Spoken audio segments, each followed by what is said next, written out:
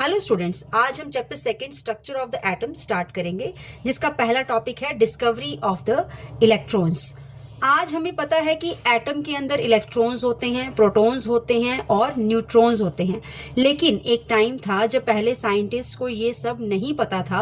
उन्हें लगता था कि एटम्स ही मैटर का सबसे छोटा पार्टिकल है।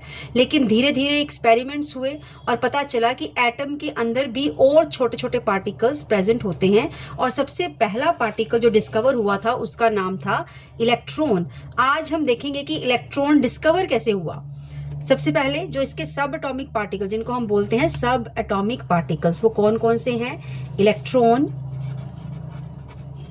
नंबर 2 प्रोटॉन और number 3 neutron. Electron negatively charge होते हैं, प्रोटॉन पॉजिटिवली और न्यूट्रॉन के ऊपर 0 चार्ज होता है। अब स्टूडेंट्स, इलेक्ट्रॉन की जो डिस्कवरी थी वो एक एक्सपेरिमेंट की वजह से हुई थी और उस एक्सपेरिमेंट में एक स्पेशल ट्यूब यूज की गई थी जिसका नाम था कैथोड रे डिस्चार्ज ट्यूब। उसका नाम था कैथोड रे डिस्चार्ज ट्यूब। तो ये एक ग्लास ट्यूब थी। इसके अंदर बहुत कम प्रेशर पर गैस भरी हुई थी और ट्यूब के दोनों एंड्स पर इलेक्ट्रोड्स लगे हुए थे। कौन से इलेक्ट्रोड्स? Cathode and anode. अब फिर बहुत हाई वोल्टेज अप्लाई की गई और जैसे ही वोल्टेज लगाई गई, कैथोड की साइड से कुछ रेज निकलने लगी और ये रेज एनोड की तरफ मूव करने लगी। इन्हीं रेज को कहा गया cathode rays. Now this is the diagram of a cathode ray discharge tube। यहाँ पे कैथोड है, यहाँ पे एनोड है और जब हाई वोल्टेज यहाँ से दी गई तो कैथोड की साइड से कुछ रेज निकलने लगी जो एनोड्स की तरफ जा रही थी। इन्हीं रेज को हमने बोला cathode rays. Now cathode rays क्या होती हैं?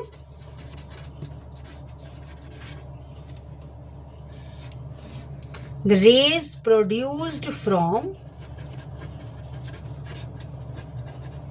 cathode and move towards anode. अब प्रॉपर्टीज क्या होती है? इन कैथोड रेज की क्या प्रॉपर्टीज थी?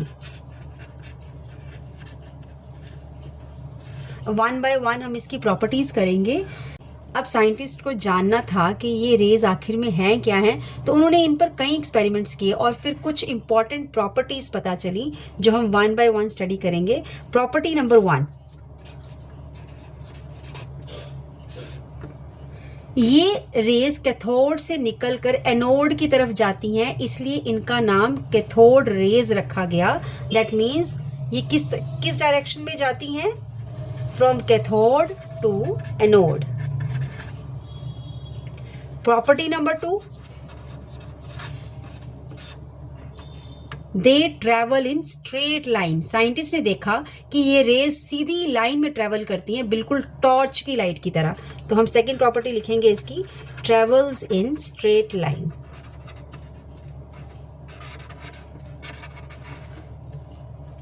प्रॉपर्टी 3,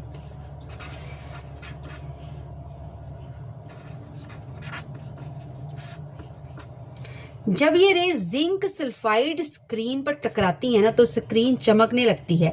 इसको हम फ्लोरेसेंस कहते हैं। मतलब ये these produce fluorescence.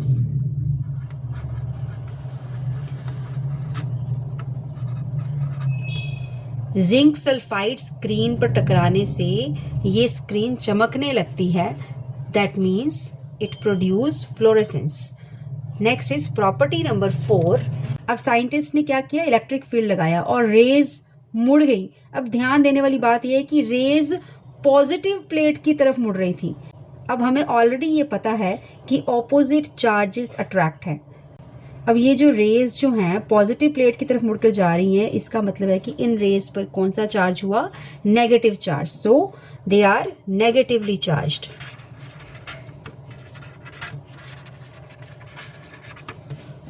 Next is property number 5। अब जब मैग्नेटिक फील्ड लगाया गया तो रेज का पाथ फिर चेंज हो गया, रेज की डायरेक्शंस फिर चेंज हो गई। इससे पता चला कि ये चार्ज्ड पार्टिकल हैं। That means these are also deflected by the magnetic field. So fifth property है मैग्नेटिक फील्ड से भी इनकी डिफ्लेक्शन हो जाती है।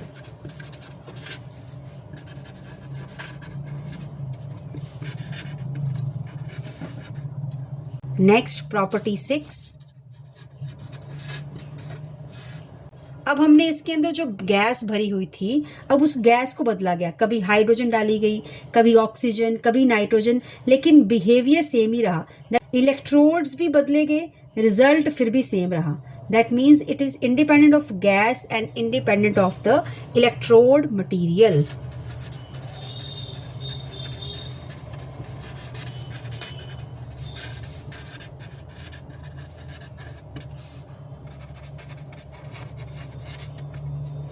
सो कंक्लूजन क्या निकला? अब साइंटिस्ट ने सोचा कि गैस बदलने से भी फर्क नहीं पड़ रहा है, मेटल बदलने से भी फर्क नहीं पड़ रहा है, तो इसका मतलब ये पार्टिकल्स हर एटम में प्रेजेंट होंगे, और इन पार्टिकल्स को उन्होंने नाम दिया इलेक्ट्रॉन।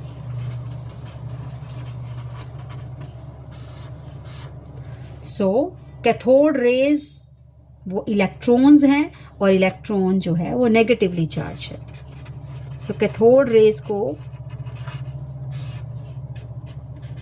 इलेक्ट्रॉन्स बोला गया, और ये इलेक्ट्रॉन्स जो होते हैं वो नेगेटिवली चार्ज्ड हैं।